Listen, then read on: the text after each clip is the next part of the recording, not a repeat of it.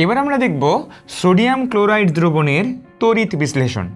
Sodium chloride, যখন আমরা sodium ক্লোরাইডের কথা বলি তখন একটি কথা না বললেই না, সেটি হচ্ছে সমুদ্রের পানি। সোডিয়াম ক্লোরাইডের সবচেয়ে বড় উৎস হচ্ছে এই সমুদ্রের পানি, এবং এই সমুদ্রের পানিকে নিয়ে যদি আমরা তড়িৎ বিশ্লেষণ করি তাহলে সেটাই হবে আসলে সোডিয়াম ক্লোরাইড দ্রবণের তড়িৎ বিশ্লেষণ। এবং আরেকটি কথা বলে রাখলেই নয়, সেটি হচ্ছে সোডিয়াম ক্লোরাইডের সম্পৃক্ত দ্রবণকে সোডিয়াম ক্লোরাইডের সম্পৃক্ত দ্রবণকে বলা হয় ব্রাইন। সোডিয়াম ক্লোরাইডের সম্পৃক্ত দ্রবণকে বলা হয় ব্রাইন দ্রবণ। অর্থাৎ আমরা ব্রাইন দ্রবণ নেই বা সমুদ্রের পানি নেই, যা কিছুই নেই না কেন, সেখানে যদি সোডিয়াম ক্লোরাইডের দ্রবণ থাকে, আমরা দেখতে চাই তার তড়িৎ বিশ্লেষণ করলে অ্যানোডে কী উৎপন্ন হবে এবং ক্যাথোডে কী উৎপন্ন হবে।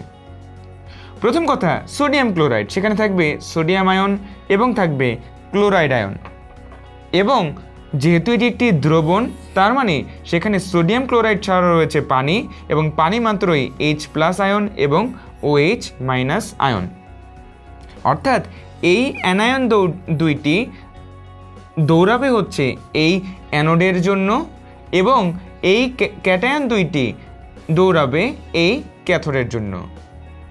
এই অ্যানায়ন দুটি অ্যানোডে গিয়ে জারিত হতে যাবে এবং এই ক্যাটায়ন দুটি ক্যাথোডে গিয়ে বিজারিত হতে চাইবে। এবার প্রশ্ন হচ্ছে, কে আগে গিয়ে জারিত বা বিজারিত হবে? একটু চিন্তা করো। প্রথমে আমরা অ্যানোডের কথা চিন্তা করি। এখানে আছে হাইড্রোক্সাইড আয়ন এবং আছে ক্লোরাইড আয়ন। যেহেতু আমরা সমুদ্রের পানি বা ব্রাইন নিচ্ছি, তার অর্থাৎ এই দ্রবণে ক্লোরাইড আয়নের পরিমাণ বেশি। এখানে ক্লোরাইড আয়নের পরিমাণ বেশি। যদি ক্লোরাইড আয়নের পরিমাণ বেশি থাকে, দেখা যাবে OH- থাকা সত্ত্বেও ক্লোরাইড আয়ন গিয়ে সেখানে জারিত হবে, উৎপন্ন করবে ক্লোরিন। আমরা ইতোমধ্যেই বলে এসেছি ক্লোরিন দ্বিপরমাণুক, তার মানে দুইটি ক্লোরিন দুইটি ইলেকট্রন ত্যাগ করবে, উৎপন্ন করবে ক্লোরিন গ্যাস। অর্থাৎ আমরা দেখে ফেললাম অ্যানোডের বিক্রিয়া বা অ্যানোডের জারণ বিক্রিয়া। অর্থাৎ সোডিয়াম ক্লোরাইড দ্রবণের তড়িৎ বিশ্লেষণ করলে আমরা অ্যানোডে পাবো ক্লোরিন গ্যাস। এবার আমরা যদি ক্যাথোডের বিক্রিয়াটা দেখি, সেই ক্ষেত্রে তড়িৎদ্বার খুবই ইম্পর্ট্যান্ট একটি ফ্যাক্টর। মনে করি আমরা প্লাটিনাম তড়িৎদ্বার নিচ্ছি। যদি আমরা প্লাটিনাম তড়িৎদ্বার নেই, সেই ক্ষেত্রে সোডিয়াম আগে যাবে নাকি প্রোটন আগে যাবে? তোমরা এই ক্ষেত্রে বলতেই পারো যে H+ আয়নের তুলনায় সোডিয়াম আয়ন অনেক বেশি, সুতরাং সোডিয়াম আয়নই যাওয়ার কথা। কিন্তু এখানে একটু অন্যরকম ঘটনা ঘটে। দেখা যায় প্লাটিনামের সাথে H+ আয়নের একটি আলাদা সম্পর্ক রয়েছে। যদি তড়িৎদ্বার হিসেবে প্লাটিনাম তড়িৎদ্বার ব্যবহার করা হয়, তাহলে সোডিয়াম প্লাস আয়ন যাওয়ার আগে H+ আয়ন সেই তড়িৎদ্বারে যাবে এবং সে বিজারিত হয়ে উৎপন্ন করবে হাইড্রোজেন গ্যাস। অর্থাৎ দুইটি হাইড্রোজেন আয়ন দুইটি ইলেকট্রন গ্রহণ করবে, উৎপন্ন করবে হাইড্রোজেন গ্যাস। অর্থাৎ আমরা যদি তড়িৎদ্বার হিসেবে ব্যবহার করি প্লাটিনাম তড়িৎদ্বার, তাহলে আমরা ক্যাথোডে সোডিয়াম পাবো না, বরং পাবো হচ্ছে হাইড্রোজেন।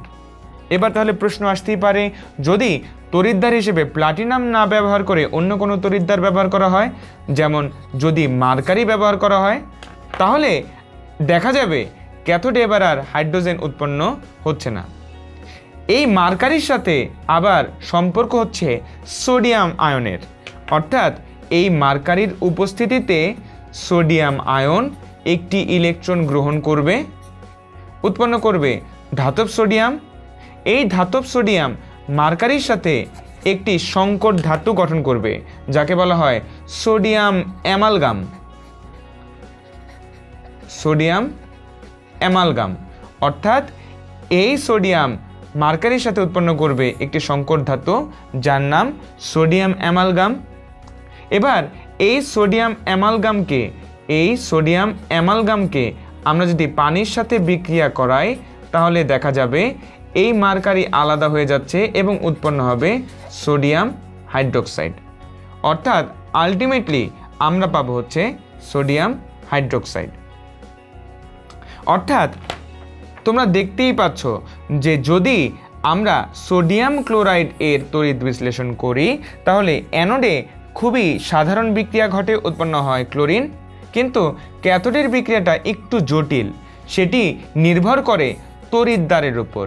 তড়িৎদ্বার যদি প্লাটিনাম ব্যবহার করা হয় তাহলে উৎপন্ন হবে হাইড্রোজেন গ্যাস, কিন্তু তড়িৎদ্বার হিসেবে যদি অর্থাৎ ক্যাথোড হিসেবে যদি প্লাটিনাম না ব্যবহার করে মার্কারি ব্যবহার করা হয়, প্রথমে উৎপন্ন হয় সোডিয়াম অ্যামালগাম, এবং এই সোডিয়াম অ্যামালগামের সাথে যদি পানির বিক্রিয়া করা হয় তাহলে সব শেষে আমরা পাই সোডিয়াম হাইড্রোক্সাইড। এবং মজার ব্যাপার হচ্ছে সোডিয়াম হাইড্রোক্সাইডের যে বাণিজ্যিক উৎপাদন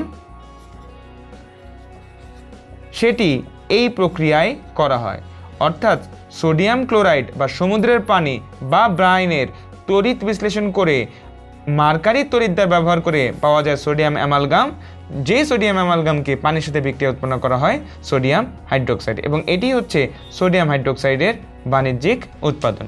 সুতরাং এই হচ্ছে আমাদের সোডিয়াম ক্লোরাইড দ্রবণের বা সমুদ্রের পানির বা ব্রাইনের তড়িৎ বিশ্লেষণ।